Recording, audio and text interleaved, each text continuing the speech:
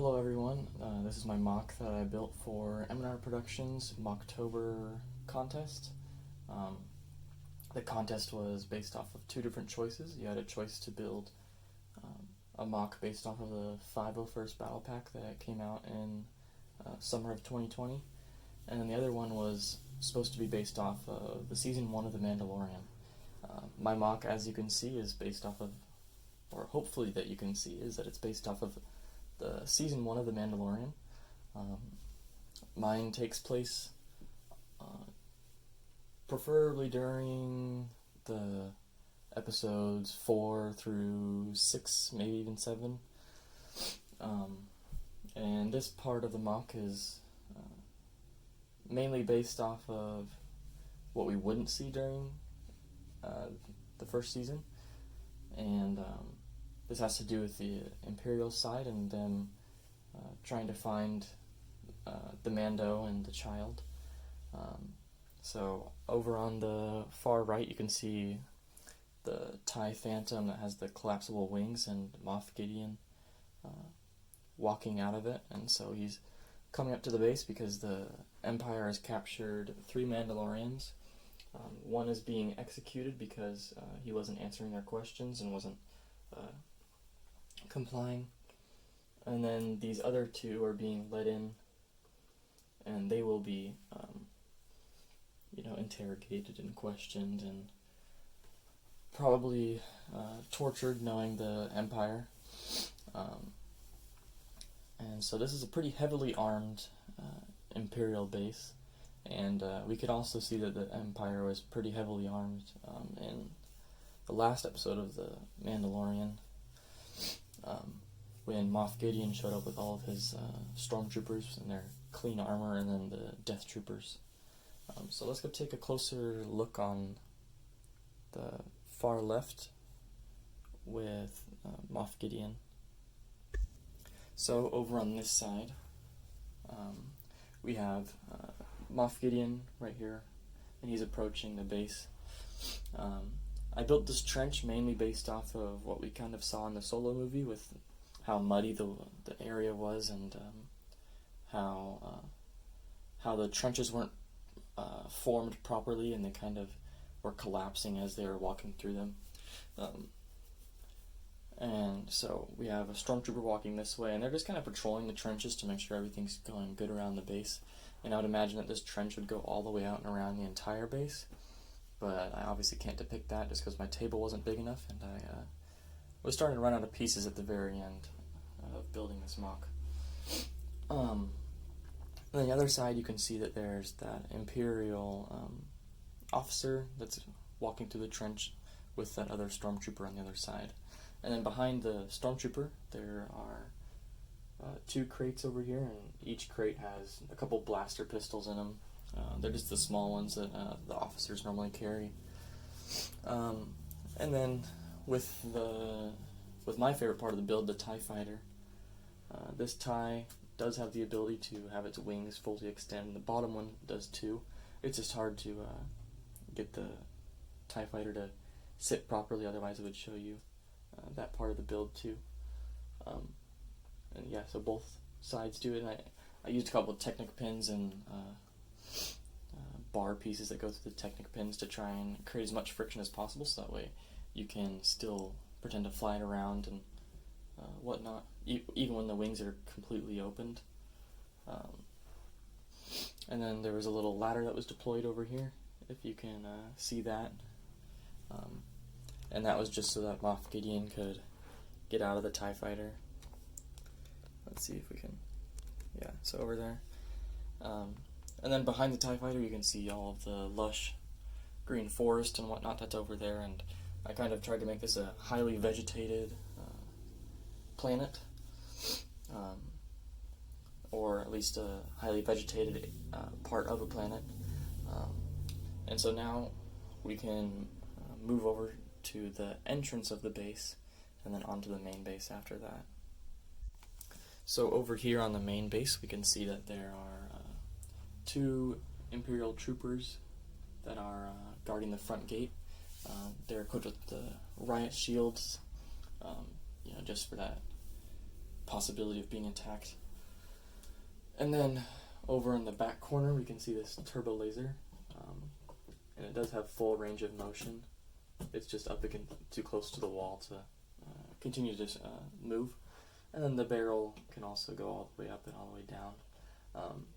And so on the under part of the barrel, there's this is a lighter firing part of the blaster, so it shoots lighter lasers that don't do as much damage, just for like smaller vehicles or vehicles without shielding.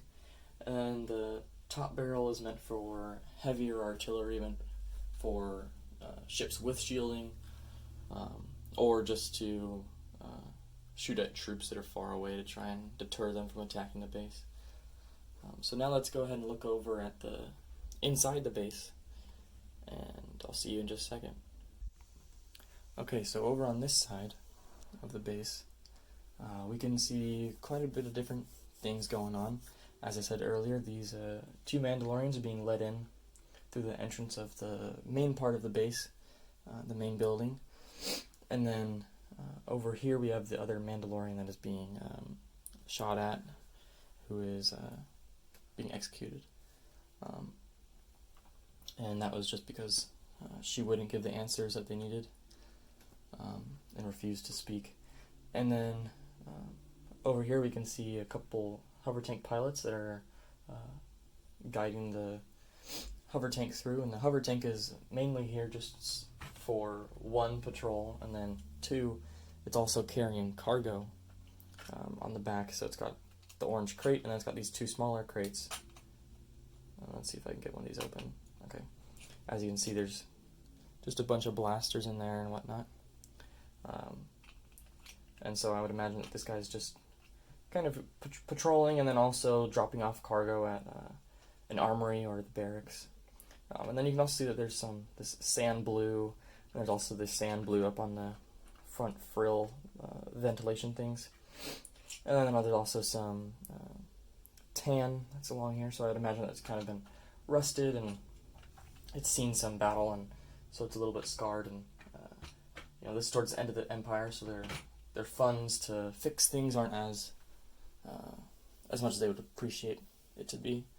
And then we also have a speeder bike that this pilot is getting ready to use. I based the speeder bike off of the build that we see in the ATST from this summer, the speeder that comes with it. So it's got the little blaster down here, and then it's also got these little foot pads that come off the side. And I just felt like the base kind of needed something like this, and so that's why I built it. And so this guy's just getting ready to go out and go patrol the base on the farther reaches outside. And then we even have one of the little Carillion hounds from the Solo movie, and so I'm kind of using it as like a patrol animal that's also helping them hunt down things and whatnot if they needed to. And so then we have just some regular officers over here talking and discussing and kind of chatting about Imperial things. And so then I'll show you the inside of the base, because this whole roof comes off so we can see inside and we can see what's going on inside there. And so this is just like a planning place, so they have a little holo table here that they've been looking at different plans with these troopers. And this is a special ops shadow trooper. So he's got a special backpack and everything. Let's see if the camera will focus on that.